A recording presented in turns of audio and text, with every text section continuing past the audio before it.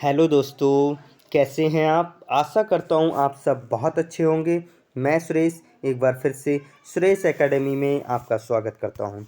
दोस्तों, आज हम पढ़ने वाले हैं यूपी पुलिस कांस्टेबल 2024 के लिए जनरल नॉलेज अर्थात सामान्य ज्ञान के मोस्ट एक्सपेक्टेड क्वेश्चन दोस्तों। क्योंकि दोस्तों आपको पता है आपका यूपी पुलिस का एग्ज़ाम जो है वो 17 और 18 फरवरी को होने वाला है। तो दोस्तों देखा जाए तो लगभग 14 से 15 दिन ही आपके एग्ज़ाम के लिए बचे हैं। तो दोस्तों आपको मेहनत तो करनी है, पढ़ाई तो करनी है, लेकिन पढ़ाई कैसी करनी है दोस्तों? स्मार्ट पढ़ाई करनी है। कैसी पढ़ाई करनी है दोस्तों?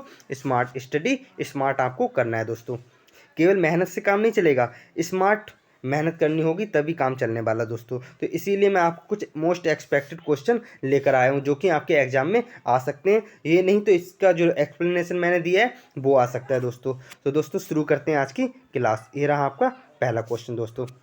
मैं साथ ही आपको बता दूं, मैं जो क्वेश्चंस लेकर आया हूं history, geography, polity, economics, current affair, UPG के सारे टॉपिक्स से क्वेश्चंस लेकर आया हूं दोस्तों और विद एक्सप्लेनेशन लेकर आया हूं दोस्तों। तो दोस्तों पहला क्वेश्चन देख लेते हैं दोस्तों। पहला क्वेश्चन ये रहा आपके आंखों के सामने, देख लेते हैं। निम्नलिखित में से कौन सा आंदोलन 1930 में महात्मा गांधी के नेतृत्व में शुरू किया गया था दोस्तों? ये हमसे पूछा गया है। भारत छोड़ो आंदोलन, खिलाफत आंदोलन, असहयोग आंदोलन या सबने अवज्ञा आंदोलन? तो दोस्तों इसको आप देख के ही बता सकते हैं कि कौन सा आंसर हो सकता है, क्योंकि दोस्तों आपको पता होना चाहिए जो भारत छोड़ो आंदोलन हुआ था ये हुआ था 8 अगस्त। ये क्या कब हुआ था दोस्तों? 8 अगस्त 1942 को। 8 अगस्त 1942 को हुआ था दोस्तों। और ये 1930 वाली बात कर रहा है, यहाँ तक कि ये भी भारत छोड़ो आंदोलन भी महात्मा गांधी के नेतृत्व में किया गया था, लेकिन ये 1942 में किया गया था दोस्तों। ये तो इसका आंसर हो नहीं सकता। साथ ही खिलाफत आंदोलन, जो खिलाफत आंदोलन हुआ था चला था दोस्तों, वो चला था 1919 में। ये किसके नेतृत्व में चलाया गया था दोस्तों? ये शौकत अली और मोहम्मद अली, शौकत अली और मोहम्मद अली के नेतृत्व में चलाया गया था दोस्तों।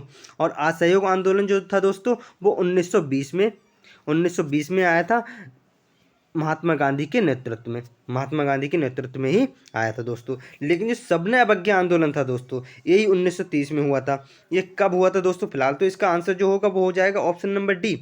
ऑप्शन नंबर डी क्या हो जाएगा? इसका आंसर हो जाएगा दोस्तों। लेकिन ये कब शुरू हुआ था ये भी मैं आपको बताता हूँ दोस्तों। तो दोस्तों आपको पता होगा गांधी जी के द्वारा 12 मार्च 1930 को एक यात्रा शुरू की गई थी साबरमती आश्रम से दांडी तक एक यात्रा शुरू की गई थी, जो कि 322 किलोमीटर या आप कह सकते हैं 200 मील की दूरी थी। क्या थी दोस्तों?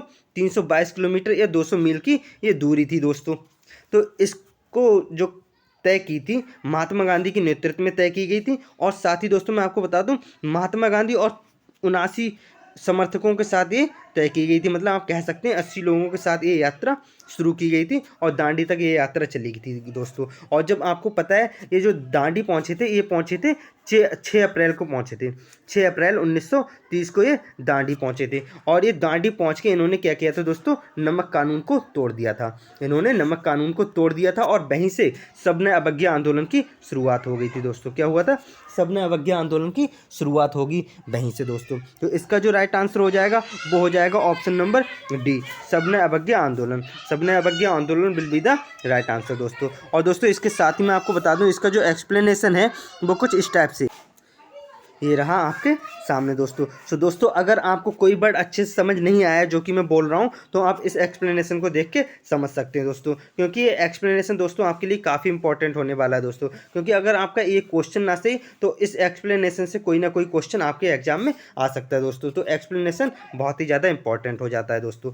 दोस्तों अगर आपको इस क्वेश्चन का एक्सप्लेनेशन समझ आया है तो आप क्या करेंगे? वीडियो को लाइक करेंगे और क्या करेंगे दोस्तों, अगर आप चैनल पर नए हैं तो चैनल को क्या कर लेंगे दोस्तों? सब्सक्राइब जरूर कर लेंगे, जिससे कि हमारी लेटेस्ट वीडियो दोस्तों आप तक तुरंत पहुंच जाए दोस्तों। ठीक है दोस्तों, अब नेक्स्ट क्वेश्चन देखते हैं दोस्तों। नेक्स्ट क्वेश्चन दोस्तों आ गया आपका यूपी जीके का। किसका आ गया दोस्तों? यूपी जीके का नेक्स्ट क्वेश्चन आपके सामने ये रहा दोस्तों।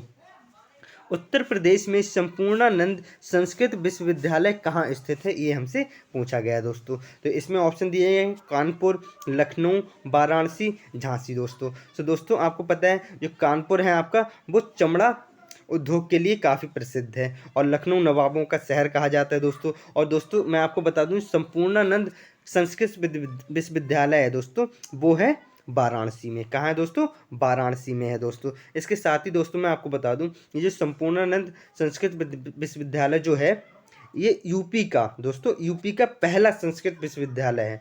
क्या है? यूपी का फर्स्ट है संस्कृत विश्वविद्यालय। और दोस्तों ये कब बनाया गया था ये भी मैं आपको बता दूं, ये बनाया गया था 1791 में। कब दोस्तों? ये बनाया गया था, कब बनाया गया था दोस्तों? 1791 में। ये किसकी आज्ञा पर बनाया गया था दोस्तों? ये बनाया गया था लॉर्ड कॉर्नवालिस की आज्ञा पर दोस्तों। तो मैं आपको बता दूं 1791 में कॉर्नवालिस की आज्ञा पर ये बनाया गया था संपूर्णानंद संस्कृत विश्वविद्यालय दोस्तों। तो इसका जो राइट आंसर हो जाएगा option number C will be the right answer दोस्तों। और इसका एक्सप्लेनेशन भी आप इस टाइप से देख सकते हैं दोस्तों। और दोस्तों अब नेक्स्ट क्वेश्चन देख लेते हैं। ये भी आपका एक यूपीजीके का क्वेश्चन है जो कि आपके एग्जाम के पॉइंट ऑफ व्यू से काफ़ी इंपॉर्टेंट है दोस्तों। तो ये भी देख लेते हैं, ये क्या कह रहा है देख लेते हैं दोस्तों। इंडिया ऑयल कॉरपोरेशन की तेल रिफाइनरी उत्तर प्रदेश में कहाँ स्थित है? ये हमसे पूछा गया है दोस्तों। क्या पूछा गया है? उत्तर प्रदेश में जो इंडिया ऑयल कॉरपोरेशन की तेल रिफाइनरी है वो कहाँ स्थित है दोस्तों। तो दोस्तों आपको पता है इलाहाबाद क्या है दोस्तों, यहाँ पर तीनों नदियों का संगम है, गंगा यमुना सरस्वती दोस्तों। और दोस्तों इसका जो इंडिया ऑयल कॉरपोरेशन की तेल रिफाइनरी जो स्थित है वो है मथुरा में दोस्तों। और कानपुर के बारे में आपको बता चुका हूँ, चमड़ा उद्योग के लिए फेमस है। तो इसका जो राइट आंसर है वो क्या हो जाएगा? मथुरा हो जाएगा दोस्तों। क्या हो जाएगा दोस्तों? मथुरा हो जाएगा दोस्तों। तो ये तेल रिफाइनरी कहाँ है? मथुरा में दोस्तों। इसके साथ ही मथुरा में एक इम्पॉर्टेंट जो क्वेश्चन बन सकता है वो ये हो सकता है दोस्तों, भारत का पहला हाथी अस्पताल, भारत का पहला हाथी अस्पताल जो है वो भी मथुरा में है दोस्तों। इसके साथ ही दोस्तों पंडित दीनदयाल उपाध्याय पशु चिकित्सा विज्ञान और गौ संस्थान जो है वो कहाँ है? आपका मथुरा में ही है दोस्तों। तो ये भी आपके एग्जाम में क्वेश्चन बन सकता है। तो दोस्तों इसका एक्सप्लेनेशन भी आपके सामने मैं लेकर आ रहा हूँ फिलहाल। तो इसका जो राइट आंसर हो गया वो आपका क्या हो गया? ऑप्शन नंबर बी मथुरा हो गया दोस्तों। और इसका एक्सप्लेनेशन जो है वो कुछ इस टाइप से दोस्तों देख सकते हैं आप। अब नेक्स्ट इंपॉर्टेंट क्वेश्चन पॉलिटी का आ गया दोस्तों, ये रहा आपके सामने दोस्तों। तो ये भी क्वेश्चन आपके लिए काफ़ी इंपॉर्टेंट होने वाला है दोस्तों। संविधान की प्रस्तावना में संविधान संशोधन के द्वारा किन शब्दों को जोड़ा गया दोस्तों? ये हमसे पूछा गया कि जो संविधान की प्रस्तावना है इसमें किन शब्दों को जोड़ा गया है या नहीं जोड़ा गया है, ये हमसे पूछा गया है दोस्तों। तो मैं आपको बता दूं, संविधान की प्रस्तावना का एक पूरा टॉपिक मतलब मैं अपनी चैनल पे 10 से 12 मिनट की एक वीडियो डाल चुका हूँ संविधान की प्रस्तावना की दोस्तों। तो प्रस्तावना से रिलेटेड जितने भी क्वेश्चन बन सकते हैं, जो भी थ्योरी हो सकती है दोस्तों, वो सारी मैंने 10 से 12 मिनट में कवर करा दी है दोस्तों। तो अगर आपने वो नहीं देखी है तो आप देख सकते हैं, बहुत ही कम टाइम में इसे देख सकते हैं। नहीं तो दोस्तों मैं आपको यहाँ पर बताने वाला हूँ दोस्तों। तो मैं आपको बता दूं संविधान की प्रस्तावना में जो दोस्तों शब्दों को जोड़ा गया वो किन शब्दों को जोड़ा गया था। और इससे पहले मैं दोस्तों आपको बता दूं जो संविधान की प्रस्तावना है उसमें अब तक एक बार क्या किया गया है दोस्तों? संशोधन किया जा चुका है। केवल एक बार संशोधन किया गया है संविधान की प्रस्तावना में। वैसे संविधान में तो कई बार संशोधन हो चुका है दोस्तों, लेकिन संविधान की प्रस्तावना जो है उसमें केवल एक बार संशोधन किया गया है दोस्तों। तो उसमें जो संशोधन हुआ था उसमें कौन कौन से शब्दों को जोड़ा गया था? तो वो जोड़ा गया था दोस्तों पंथनिरपेक्ष, समाजवाद, अखंडता, इन तीनों शब्दों को जोड़ा गया था दोस्तों। तो दोस्तों मैं आपको बता दूं ये जो 42वां संविधान संशोधन हुआ था दोस्तों, कब हुआ था दोस्तों? 1976 में हुआ था। 42वां संविधान संशोधन 1976 में हुआ था। इसी में इन तीन शब्दों को जोड़ा गया था दोस्तों। इसके साथ ही दोस्तों इस संविधान संशोधन में 4A एक नए भाग को भी जोड़ा गया। इसके साथ ही दोस्तों मैं बता दूं ये इतना बड़ा संविधान संशोधन था कि इस संविधान संशोधन को ही लघु संविधान कहा जाने लगा। अगर आपसे कई बार पूछ लेता है एग्जाम में कि लघु संविधान कौन से संविधान संशोधन को कहा जाता है, तो वो कहा जाता है 42वें संविधान संशोधन 1976 वाले को, जो कि 1977 में क्या हुआ था दोस्तों? लागू किया गया था दोस्तों। तो इसका जो राइट आंसर हो जाएगा option number D will be the right answer दोस्तों। तो दोस्तों अगर आपको वीडियो पसंद आ रही है तो क्या करेंगे? वीडियो को लाइक करेंगे और अपने दोस्तों के साथ शेयर करेंगे। और अगर आप चैनल पे नए हैं दोस्तों तो चैनल को सब्सक्राइब जरूर कर लेंगे हमारी लेटेस्ट वीडियो तुरंत पाने के लिए दोस्तों। ठीक है दोस्तों। और दोस्तों मैं आपको बता दूं मैंने हिंदी के कुछ छोटे छोटे टॉपिक्स की शॉर्ट ट्रिक लेकर आया हूँ। उसकी छोटी छोटी वीडियो 5-5 10-10 मिनट की वीडियो मैं अपने चैनल पे डाल चुका हूँ। तो अगर वो आपने नहीं देखी है तो आप देख सकते हैं दोस्तों। अब दोस्तों करंट अफेयर का एक नया क्वेश्चन, क्योंकि दोस्तों आपको पता है अभी अभी हाल ही में क्या हुआ है, वर्ल्ड कप हुआ है। क्या हुआ है दोस्तों? क्रिकेट पुरुष वर्ल्ड कप हुआ है। तो दोस्तों उससे भी क्वेश्चन बन सकते हैं दोस्तों। तो इससे रिलेटेड जो भी क्वेश्चन बन सकते हैं मैं सारा एक्सप्लेनेशन आपको देने वाला हूँ दोस्तों।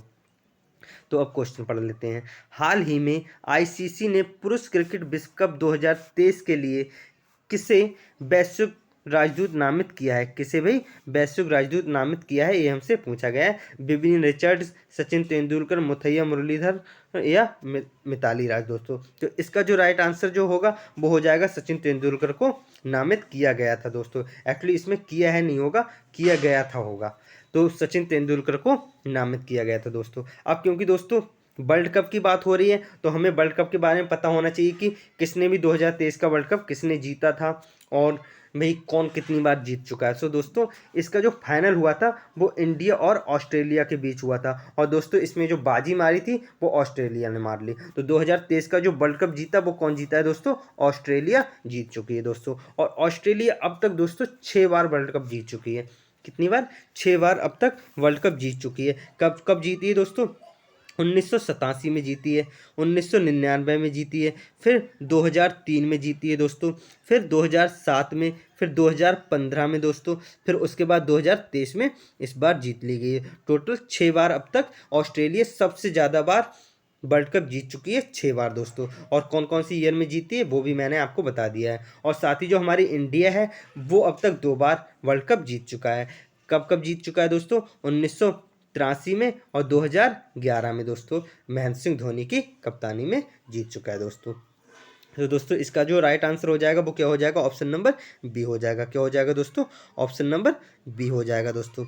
इसके साथ ही दोस्तों मैं आपको बता दूं ये जो 2023 का वर्ल्ड कप है ये पूरा का पूरा हमारे इंडिया में हुआ था। मतलब होस्ट कंट्री अगर पूछ ले तो वो क्या हो जाएगी? इंडिया हो जाएगी। इंडिया में ये वर्ल्ड कप हुआ था दोस्तों। तो ये तो हो गई वर्ल्ड कप की बात दोस्तों। अब हम करने वाले हैं, अब क्योंकि ये आईसीसी की बात की गई है, अब क्योंकि ये आईसीसी की बात की गई है दोस्तों, तो आईसीसी के बारे में भी हमें पता होना चाहिए कि आईसीसी एक्चुअली में क्या है। आईसीसी की जो फुल फॉर्म है वो क्या है दोस्तों, वो भी मैं आपको बता देता हूँ। जो आईसीसी की जो फुल फॉर्म है वो क्या है दोस्तों? International cricket council. क्या हो जाएगा दोस्तों? International cricket council. और दोस्तों इसका जो मुख्यालय है दोस्तों, इसका जो हेडक्वार्टर है दोस्तों वो कहाँ है दोस्तों? इसका हेडक्वार्टर जो है वो है दुबई में। कहाँ है दोस्तों? दुबई में इसका हेडक्वार्टर है दोस्तों। दुबई यूएई में इसका हेडक्वार्टर है दोस्तों। इसके साथ ही दोस्तों मैं आपको बता दूं इसके जो हेड हैं, इसके जो चेयरमैन हैं आईसीसी के, वो कौन है दोस्तों? वो हैं ग्रेग बार्कले जी। कौन है दोस्तों? ग्रेग बार्कले जी इसके क्या है? चेयरमैन है। और सीईओ की बात की जाए दोस्तों तो वो हैं हमारे जी ऑफ अलार्डिस। कौन है दोस्तों? जी ऑफ अलार्डिस इसके सीईओ हैं दोस्तों। ठीक है दोस्तों, तो आप इसका एक्सप्लेनेशन भी देख सकते हैं। और अब हम आगे बढ़ते हैं दोस्तों नेक्स्ट क्वेश्चन ये रहा आपके सामने दोस्तों। उत्तर पूर्व, अब दोस्तों ये जो क्वेश्चन है ये आपका क्या है? जियोग्राफी का क्वेश्चन है दोस्तों। तो उत्तर पूर्व भारत की 7 सिस्टर्स के अंतर्गत कौन सा राज्य शामिल नहीं है? कौन सा राज्य शामिल नहीं है ये हमसे पूछा है दोस्तों। कौन कौन से शामिल हैं ये तो हमें पता होने चाहिए दोस्तों। जब हमें पता होंगे तभी हम इसका आंसर दे पाएंगे। तो दोस्तों इसमें जो कौन कौन से राज्य शामिल नहीं है वो हमसे पूछा गया है दोस्तों। तो आपको दोस्तों मैं आपको बता दूं ये 7 सिस्टर्स में जो राज्य आते हैं वो हमारे कौन कौन से आते हैं? अरुणाचल प्रदेश आता है दोस्तों, नागालैंड आता है, मणिपुर आता है, मिजोरम आता है, मेघालय आता है, त्रिपुरा आता है और हमारा आता है असम। तो दोस्तों 1 2 3 4 5 6 7 ये 7 सिस्टर्स कहलाते हैं दोस्तों। साथ ही दोस्तों मैं आपको मैप में भी दिखा सकता हूँ जो हमारे उत्तर पूर्व के जो राज्य हैं 7 वो हमारे 7 सिस्टर्स कहलाते हैं। कौन कौन से दोस्तों आप देख सकते हैं। इस टाइप से हमारे ये जो राज्य हैं, इस टाइप से जो हमारे ये वाले राज्य जो हैं ये हमारे क्या कहलाते हैं? 7 सिस्टर्स राज्य हमारे कहलाते हैं दोस्तों। क्या कहलाते हैं? हमारे 7 सिस्टर्स राज्य कहलाते हैं दोस्तों। आप देख सकते हैं दोस्तों हमारा क्या हो गया अभी? त्रिपुरा हो गया, मिजोरम हो गया, मणिपुर हो गया, नागालैंड हो गया, अरुणाचल प्रदेश हो गया, असम हो गया, मेघालय हो गया। ये हमारे क्या हो गए दोस्तों? ये सब हमारे क्या है? 7 सिस्टर्स राज्य कहलाते हैं दोस्तों। ठीक है दोस्तों, तो और हमारा असम हो गया दोस्तों। तो ये 7 हमारे क्या है? 7 सिस्टर्स राज्य हैं। अब हमारे ऑप्शन में क्या क्या दिया है दोस्तों? हमारे जो ऑप्शन में दिया गया है वो क्या दिया गया है दोस्तों? देख लेते हैं हम एक बार। तो हमारे ऑप्शन में जो दिया गया है अरुणाचल प्रदेश है दोस्तों, असम भी है, मिजोरम भी है, लेकिन पश्चिम बंगाल नहीं है अभी। पश्चिम बंगाल जो है सेवन सिस्टर्स में नहीं आता, तो ये हमारा क्या हो जाएगा, बिल्कुल राइट आंसर हो जाएगा दोस्तों इस क्वेश्चन का। अब हम आगे बढ़ते हैं नेक्स्ट क्वेश्चन। नेक्स्ट क्वेश्चन भी दोस्तों आपके लिए इंपॉर्टेंट होने वाला है दोस्तों, क्योंकि ये करंट अफेयर से बना है दोस्तों। ये क्या बना है, करंट अफेयर का क्वेश्चन है दोस्तों, ये आपके लिए बेहद इंपॉर्टेंट हो जाता है दोस्तों। तो दोस्तों इसमें मैं आपको क्या लेकर आया हूँ, नोबेल पुरस्कार के बारे में, तो इसकी भी सारी जानकारी मैं दोस्तों आपको देने वाला हूँ। तो वर्ष 2023 में फिजियोलॉजी या मेडिसिन में नोबेल पुरस्कार किसे मिला, ये हमसे पूछा गया दोस्तों, और इस टाइप का क्वेश्चन आपके एग्जाम में भी आ सकता है दोस्तों।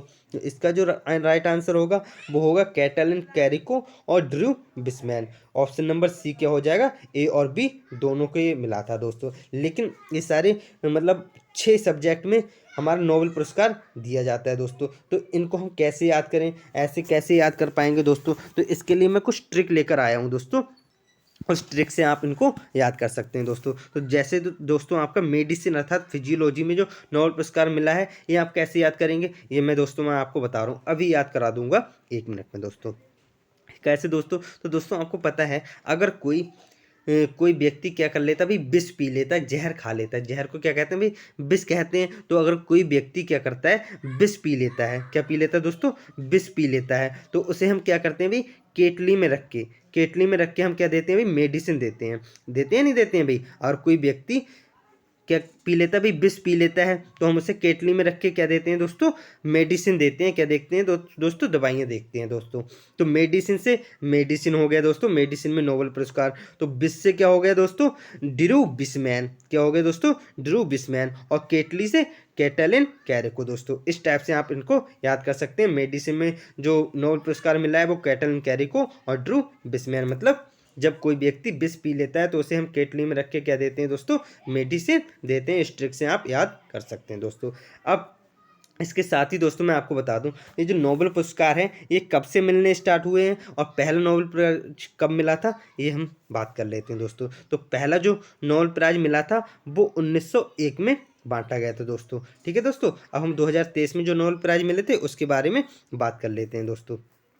तो ये रहे आपके सामने 2023 की जो नोबेल प्राइज दिसंबर में बटे थे दोस्तों। तो फिजिक्स का मिला था वो पियरे अगस्टिनी और फेरेंस क्रोच और एनी एल हीलर को मिला था दोस्तों। तो इसकी क्या ट्रिक होगी दोस्तों, इसकी क्या ट्रिक होगी, इसको हम याद कर सकते हैं ऐसे कैसे, फिजिक्स स्पीकर फेरे लिए एनी ने, फिजिक्स स्पीकर फेरे लिए एनी ने, किसने फेरे लिए भाई, एनी ने फेरे लिए फिजिक्स स्पीकर। जब किसी ने फिजिक्स को घोल के पी लिया, फिजिक्स को इतना पढ़ लिया कि मतलब इस टाइप से उसे लग रहा था कि उसने फिजिक्स को घोल के पी लिया, तो फिजिक्स स्पीकर उसने फेरे लिए। जैसे लोग शराब पीकर कोई शादी में जाते हैं, शादी के मंडप में बैठते हैं, फेरे लेते हैं, उसी प्रकार से फिजिक्स स्पीकर फेरे लिए एनी ने। तो दोस्तों फिजिक्स से फिजिक्स हो गया, और पीकर से क्या हो गया, पियरे, और फेरे से क्या हो गया, फेरेंक, और एनी से क्या हो गया, एनी एल हीलियर दोस्तों। तो इस टाइप से आप फिजिक्स का याद कर सकते हैं दोस्तों। साथ ही दोस्तों केमिस्ट्री का नोबेल प्राइज कैसे याद करेंगे दोस्तों, तो इसको याद करने की ट्रिक ये है दोस्तों, क्या है दोस्तों, एलेक्सी रसीली महंगी लाई। कौन दोस्तों, एलेक्सी जो है, एलेक्सी क्या है, रसीली मैगी लाई। इस टाइप से आप याद कर सकते हैं, एलेक्सी रसीली मैगी लाई दोस्तों, रसीली मैगी लाई। तो दोस्तों इससे आप कैसे याद करेंगे, इससे आप याद करेंगे केमिस्ट्री का क्या याद कर लेंगे दोस्तों, मैगी से मोगी और लाई से लुइस, और दोस्तों हमारा क्या हो गया, एलेक्सी से क्या हो गया, एलेक्सी, और हमारी मैगी से मोगी जी बवेंडी, और लाई से दोस्तों लुइस ब्रूस। इन तीनों को क्या मिला था दोस्तों, केमिस्ट्री में नोबेल प्राइज मिला था दोस्तों। ठीक है दोस्तों, अब हम नेक्स्ट देख लेते हैं। नेक्स्ट हमारा क्या हो जाएगा दोस्तों, फिजियोलॉजी अर्थात मेडिसिन। ये तो हमने बता ही दिया, विष पीकर केटली में दवाई लाई है दोस्तों। दवाई खाता है व्यक्ति, अगर कोई विष पी लेता है तो उसे हमें दवाई देनी पड़ती है दोस्तों। इसके साथ ही लिटरेचर अर्थात साहित्य का किसे मिला है दोस्तों, वो मिला है जॉन फोसी को। तो दोस्तों इसे कैसे हम याद करेंगे, तो इसे याद करने की ये ट्रिक है भाई दोस्तों, साहित्य पढ़कर क्या हुआ दोस्तों, वो फंस गया। साहित्य ऐसा पढ़ा कि वो वही फंस गया, क्या हो गया, फंस गया, जोश में आके फंस गया दोस्तों। तो साहित्य का क्या हो गया, जॉन फॉसी हो गया दोस्तों। तो जॉन फॉसी को साहित्य में मिला था दोस्तों। इस टाइप से आप याद कर सकते हैं। और पीस, पीस का आप कैसे याद करेंगे, नरगिस को शांति मिली, नरगिस को शांति मिली। तो शांति भी दोस्तों किसे मिली, नरगिस को मिली। मतलब शांति का जो नोबेल प्राइज है वो नरगिस मोहम्मदी को मिला दोस्तों। ठीक है दोस्तों। अब हमारा आता है इकोनॉमिक्स का। इकोनॉमिक्स का जो नोबेल प्राइज मिला है वो क्लॉडिया गोल्डन को मिला है। अब दोस्तों क्योंकि इकोनॉमिक्स की बात हो रही है, जो इकोनॉमिक्स की बात होती है तो मतलब पैसों से रिलेटेड बात होती है, सोने चांदी से रिलेटेड बात होती है। तो दोस्तों आप देख सकते हैं इसमें गोल्ड से याद कर सकते हैं इकोनॉमिक्स। तो इकोनॉमिक्स में ही तो गोल्ड सिल्वर की बात की जाती है, तो गोल्ड से आप याद कर सकते हैं इकोनॉमिक्स। तो इकोनॉमिक्स साइंस का किसे मिला दोस्तों, क्लॉडिया गोल्डन को। अब दोस्तों आगे बढ़ते हैं। नेक्स्ट क्वेश्चन जो है वो ये रहा आपके सामने दोस्तों, देख सकते हैं। निम्नलिखित में से कौन सी नृत्य शैली दक्षिण भारत से संबंधित नहीं है। तो कौन सी नृत्य शैली दक्षिण भारत से संबंधित नहीं है, ये हमसे पूछा गया दोस्तों। तो देख लेते हैं। भरतनाट्यम दोस्तों, जो भरतनाट्यम है दोस्तों ये कहाँ से संबंधित है दोस्तों, ये जो है ये तमिलनाडु की नृत्य शैली है। तो दोस्तों आप कह सकते हैं तमिलनाडु दक्षिण भारत में ही पाया जाता है, तो ये दक्षिण भारत से संबंधित है। लेकिन हमसे क्या पूछा दोस्तों, जो दक्षिण भारत से संबंधित नहीं है। और मोहिनीअट्टम दोस्तों, जो मोहिनीअट्टम है दोस्तों वो हमारा केरल से संबंधित है। कहाँ है, केरल से। और केरल भी आपका दक्षिण भारत का एक राज्य है, तो ये भी दक्षिण भारत की नृत्य शैली होगी दोस्तों। साथ ही में दोस्तों आपको बता दूं, केरल की मोहिनीअट्टम तो है ही, साथ में कथकली भी आपकी कहाँ की है, केरल की है। तो ये भी आपका कहाँ का हो गया दोस्तों, ये भी दक्षिण भारत की नृत्य शैली हो गई। और जो आपकी दोस्तों कथक है, कथक हमारी उत्तर प्रदेश की क्या है, उत्तर भारत की नृत्य शैली दोस्तों। तो ये हमारी उत्तर भारत की है, तो ये हमारा क्या हो जाएगा, बिल्कुल राइट आंसर हो जाएगा। हमसे क्या पूछा था दोस्तों, दक्षिण भारत की नृत्य शैली जो नहीं है। तो यूपी की जो उत्तर भारत की नृत्य शैली है वो है कथक, तो कथक ही हमारा क्या हो जाएगा, बिल्कुल राइट आंसर हो जाएगा। Option number C will be the right answer दोस्तों। अब हम आगे बढ़ते हैं नेक्स्ट क्वेश्चन। इसका एक्सप्लेनेशन भी दोस्तों आप इस टाइप से देख सकते हैं। अब नेक्स्ट क्वेश्चन ये रहा आपके सामने दोस्तों। नेक्स्ट क्वेश्चन क्या कह रहा है ये भी हम देख लेते हैं दोस्तों। तो 108वीं भारतीय विज्ञान कांग्रेस का आयोजन कहाँ हुआ था। तो 108वीं भारतीय विज्ञान कांग्रेस का जो आयोजन हुआ था वो दोस्तों कहाँ हुआ था दोस्तों, वो जो हुआ था हमारा कहाँ हुआ था, ये हुआ था हमारा नागपुर में। कहाँ हुआ था दोस्तों, ये हमारा हुआ था नागपुर महाराष्ट्र में। कहाँ हुआ था दोस्तों, नागपुर महाराष्ट्र में। लेकिन 109वीं भारतीय विज्ञान कांग्रेस का जो आयोजन हुआ था वो हमारा कहाँ होना था दोस्तों, वो मैं आपको बता दूं, ये हमारा पंजाब में होने वाला दोस्तों। कहाँ में, पंजाब में। ठीक है दोस्तों। तो अब आगे बढ़ते हैं नेक्स्ट क्वेश्चन आपका क्या हो गया दोस्तों, ये रहा आपके सामने next question number 10। Question number 10 देख लेते हैं। इंपॉर्टेंट क्वेश्चन हो जाता है आपके एग्जाम के पॉइंट ऑफ व्यू से दोस्तों। चीनी विद्वान हैन सॉन्ग ने किस स्थान पर बौद्ध धर्म ग्रंथों का अध्ययन किया। तो किस स्थान पर बौद्ध धर्म ग्रंथों का अध्ययन किया था, चीनी विद्वान जो हैन सॉन्ग था। तो मतलब एक्चुअली जो हैन सॉन्ग जो था वो एक चीनी विद्वान था जो कि हमारे भारत में आया था। किसके भ्रमण के लिए आया था दोस्तों, बौद्ध धर्म ग्रंथों के अध्ययन के लिए आया था दोस्तों। जो कि हमारे भारत में कब तक रहा था दोस्तों, पूरे 15 साल तक हमारे भारत में रहा था दोस्तों। कहाँ रहा था भाई, हमारे जो भारत में कहाँ कब तक रहा था दोस्तों, पूरे 15 साल रहा था दोस्तों। और ये कब आया था दोस्तों, ये आया था 629 ईस्वी में आया था दोस्तों। ये कब आया था, 629 ईस्वी में आया था। और हर्षवर्धन के शासनकाल में आया था दोस्तों। कब आया था, हर्षवर्धन के शासनकाल में 629 ईस्वी में ये चीनी विद्वान हैंसोंग हमारे भारत में आया था दोस्तों। और इसका जो यात्रा वृत्तांत है दोस्तों वो सी यू की नामक एक पुस्तक है उसमें प्रसिद्ध है। सी यू की नाम के से बहुत ज़्यादा प्रसिद्ध है इसका यात्रा वृत्तांत दोस्तों। सी यू की आप इस टाइप से याद कर सकते हैं, इसमें इसका यात्रा वृत्तांत लिखा हुआ है दोस्तों। तो इसका जो राइट आंसर हो जाएगा, इसने बौद्ध धर्म ग्रंथों का अध्ययन कहाँ पर किया था दोस्तों, ये किया था विजयवाड़ा में। कहाँ किया था दोस्तों, विजयवाड़ा में। तो विजयवाड़ा हमारा क्या हो जाएगा, बिल्कुल राइट आंसर हो जाएगा दोस्तों। अब आगे बढ़ते हैं नेक्स्ट क्वेश्चन ये रहा आपके सामने दोस्तों, देख लेते हैं।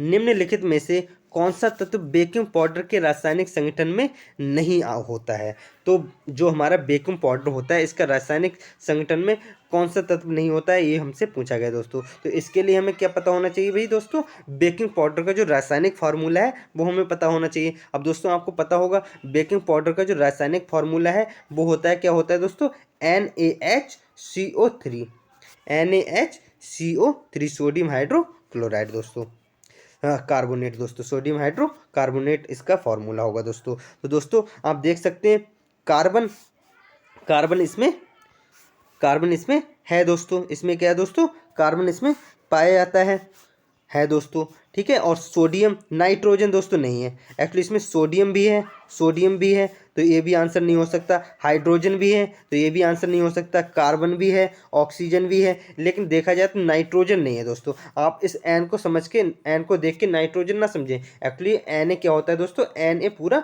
सोडियम होता है, तो इसमें क्या नहीं, नाइट्रोजन नहीं है। और हमसे यही पूछा था जो नहीं है, जो तत्व इसमें नहीं पाया जाता वो हमसे पूछा गया, तो नाइट्रोजन क्या हो जाएगा, बिल्कुल राइट आंसर हो जाएगा इस क्वेश्चन का। अब आगे बढ़ते हैं नेक्स्ट क्वेश्चन ये रहा आपके सामने दोस्तों, देख लेते हैं क्या कह रहा है। फरीद खान को किस वर्ष शेरशाह की उपाधि से सम्मानित किया गया था? तो फरीद खान को किस वर्ष शेरशाह की उपाधि से सम्मानित किया गया था और क्यों किया गया था, ये भी आपको पता होना चाहिए दोस्तों। तो दोस्तों मैं आपको बता दूं, ये जो फरीद खान थे इनका जो नाम था, इन्हें शेरशाह सूरी कर दिया गया था।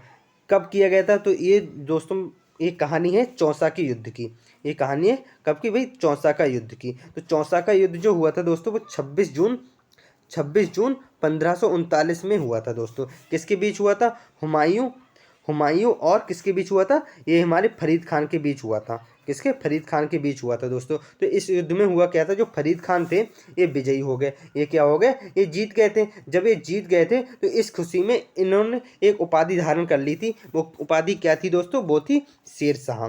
क्या थी दोस्तों? शेरशाह। तो ये एक उपाधि कब धारण की गई थी? 1539 में धारण की गई थी। तो दोस्तों ये आपका क्या हो जाएगा, बिल्कुल राइट आंसर हो जाएगा option number D, 1539 will be the right answer. आप देख सकते हैं इसका एक्सप्लेनेशन को दोस्तों। सो दोस्तों आज की वीडियो अगर आपको अच्छी लगी है तो वीडियो को क्या करेंगे, लाइक करेंगे और अपने दोस्तों के साथ क्या करेंगे, शेयर भी करेंगे। और अगर आप चैनल पर नए हैं दोस्तों तो चैनल को क्या कर लेंगे, सब्सक्राइब जरूर कर लेंगे हमारी लेटेस्ट वीडियो तुरंत पाने के लिए। सो दोस्तों थैंक यू।